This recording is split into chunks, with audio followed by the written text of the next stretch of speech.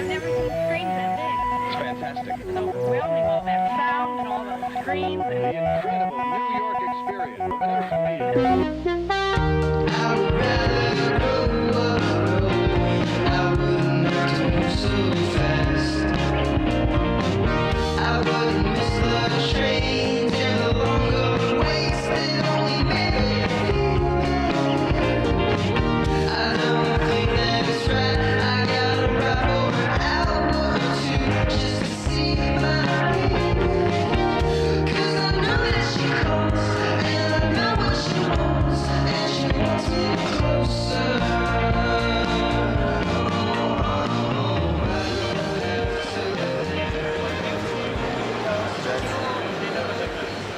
It was Monday morning at 5:30 a.m. There was a dark storm brewing outside of my house, both mentally and literally. Well, not literally, but I'd like to paint that sort of picture. The package of the game, the actual game I'm supposed to be demonstrating here at the convention that I've worked so hard to create, that game, if it doesn't package correctly, I have no exhibit whatsoever, and I'm waiting. It's 5:30 in the morning. The convention opens in 4 hours. I haven't slept at all, and it fails. The packaging fails. I get this explanation that says, package failed, right? And it's all excited. It's got an exclamation point, and I literally thought I was thinking that I was screwed. And then I package it again, crossing my fingers, and I fell asleep, and I look at it after an hour or so, and I see package success. So I very carefully brought this flash drive here, and so that's the game that everybody's playing, but there just was no option. There's no plan B. I don't know. I'd probably be in that corner in the fetal position, crying right now. You'd be filming me. It's probably what would happen. You can shoot a sword. Yeah. Yeah. That thing fend off some of these. I'm not sure. How do you shoot? Yeah, you have to pull the trigger. What kind of And sword? it- It's not a sword then. If you No, you have a sword right and left to move the board right and left, and yeah, it's kind of like the thing that the Green Goblin had. So I'm here at NAB, and I think I want to try to find somebody to show Rocket Border to, because I haven't shown that off too much yet. What's Rocket Border? Rocket Border is a game. It's kind of like the Path of Greatest Resistance, but in Rocket Border, you're standing on a board. It's kind of like what the Green Goblin, has. And in order to play, you lean left to go left, and you lean right to go right, and crouching and standing up with your arms. And that's the basics of the gameplay. And I'm going to try to find somebody, even if it's just one of the own booth people, to play the game. Just because it's hard to say, just because people are really struggling with it right now, maybe for people who play it and get the hang of it, maybe it's still fun. So it's just something I need to think about. I think my other games are probably funner games, but I still want to get Rocket Border out there. I still want to get it published.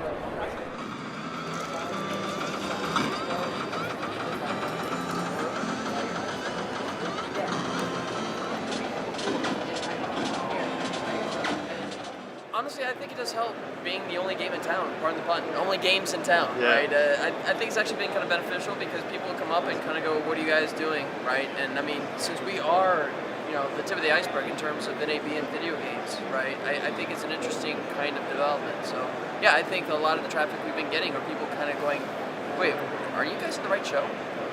But it's been good. There's been a good mix of people that have stopped by. Some people just want to see games. Some people want to find out how they can use what we're doing with what they're needing. Well, all the ones that make the games that go into casinos are out here. So there is software, gaming, entertainment industry out here. It's just not traditional games that aren't gambling. So there's potential there, but yeah, it is limiting. Well, I think we're just showcasing what indie developers can do. We're not Blizzard, we're not Activision, we're not some massive company. We're just individuals that are making games. So I think it's a good way of demonstrating what can be done, even on a small scale, right? That some people might be expected. I've had several times today where people go, "Wait, this is just you? You know, I mean, they look at the stuff, and I mean, it's flattering, and it's good to know that it's possible in this day and age that you can do this stuff as a one-man crew, you know, successfully. 6 months, I'd have to say. I'm very new to it still, but you know, I've been a gamer all my life. I've played many games such as the one we're making. You know, I love the games that stand out a lot more than your typical shooter or like, you know, sports games. You know, I love the open world RPGs and like games such as Civilization where you can just, you know, kind of build and create your own stuff. Like I said, beyond what I expected. You know, my very first time at NAB personally, as well as hosting this, you know, it's fantastic. So I'd love to come next year, year after that. I'll keep coming. The NAB show where we're at. The NAB show is debuting the entrance of games to their convention. It's the first time games have ever been here. This is one of the largest entertainment conventions in the world. 100,000 people attended every single year, and it's television, broadcasting, media, radio, film, and technology. One thing Absolutely missing, critical games. collaboration of many super good people, right? Like, with their help, though, this is here because of something I did. And it made all the hard work and all the feeling bad and all the really tough stuff like feel like it was worth it, sort of. And so it's cool. It validates it when you have an outsider who just kind of is on the peripheral, doesn't really know what you're doing. They just know that you're making something and you've got some convention event, and they know that from the beginning, and they come here and they see like you've manifested this thing, you know, out of thin air. I've actually gotten over that whole thing like I want to be hired at another studio, I need to be hired at another studio. That was my dream before. And now it's like, actually I don't even want that. Like, why do that when I can be in charge of what we're working on and make my own thing, not work on someone else's vision? Like, wow, you know.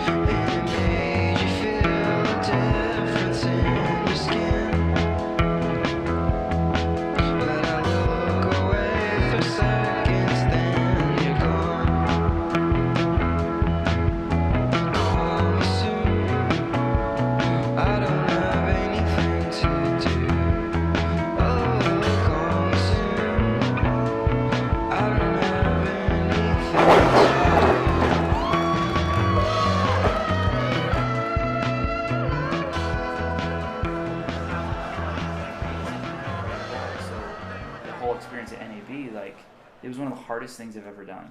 Organizing that entire exhibit and the whole convention and all of the details, the little details, the daily details that went through it, and all the people who either rejected or wouldn't get back to me, and then all the people I counted on who I was counting on and then they didn't come through. Like, everything was so difficult, but it was successful.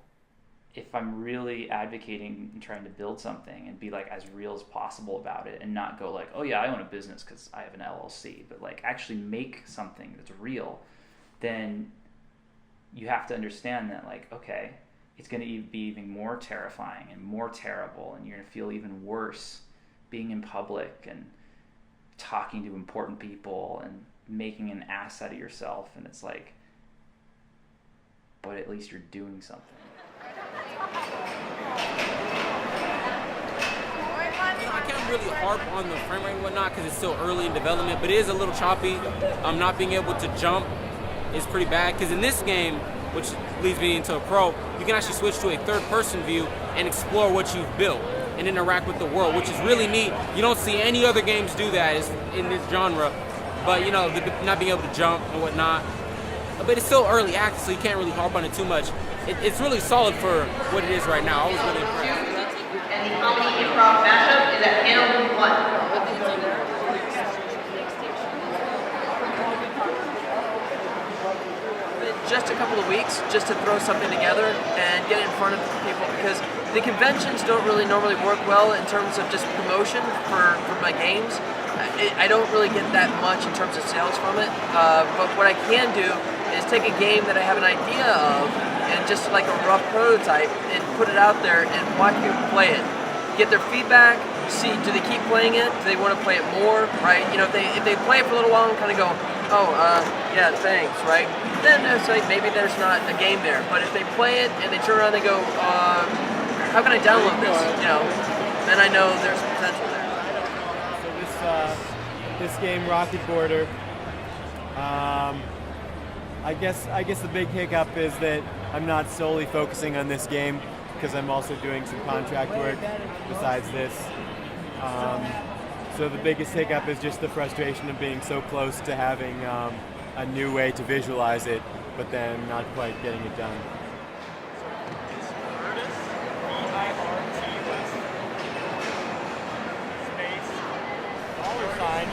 $ACT. W, welcome the customer.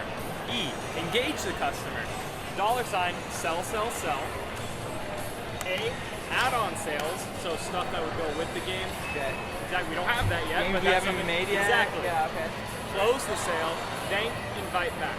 The last part's most important because if you invite them back, they might come back. This is not unique to game development.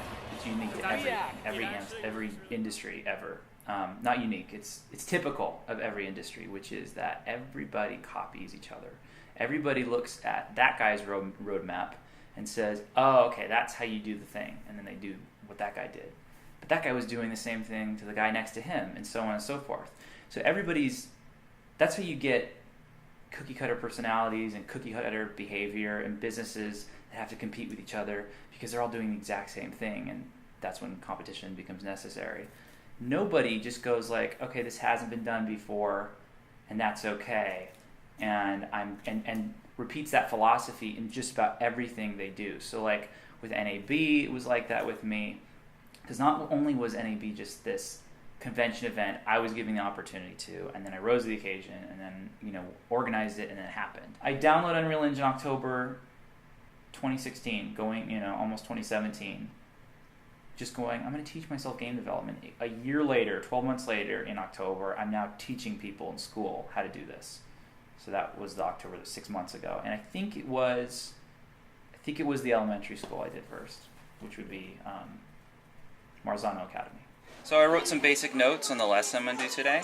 So I wrote the different stuff I'm going to put on the whiteboard. Kind of gets people affiliated, how to move from side to side. If you want to delete something, you want to copy and paste something, how to look around. So I took little notes, and then I just sketched out here as well. So what you guys are doing right now is you're level designing. This is what actual game developers do every day. You mentioned Fortnite before, right? Fortnite's like an island that you land on, right? Well, what is how do you make a huge island in a fast amount of time? It has something to do with these. I'm not sure. So pay attention. Watch his so you remember to do it at home. Because we only got 5 minutes left. It's the best thing you could do as a developer, indie developer, and as a developer teaching yourself. Because when you have to explain it to other people, it makes you really, really good at it. Because you have to think the way a beginner thinks. And that's how all my lessons are. I don't try and go in there to impress them with my knowledge. Hopefully I'm creating future developers that I could hire from in the next 3 to 5 years. Some of us get discovered and we go, hey, you've got a good look about you. Come work for me and see what you can do. And that person blossoms. But for the majority of people, you can't just count on the situation. I don't know. I wish I had figured out myself more earlier. And I still have not figured it. That's the thing. This whole interview is happening it's cool too, in a part where I am still in the metamorphosis, maybe, of what I'm supposed to become, what I'd like to become, and I don't even know exactly what that is. I probably have a glimpse, right? And that's where I orient myself and my behavior towards. If 5 years from now, I'd like things to be very different with who I am and how I am. But game development-wise, business-wise, Dotware Games-wise, in 5 years, I want to have team of developers and some seriously great games that we've already made and be working on a great project.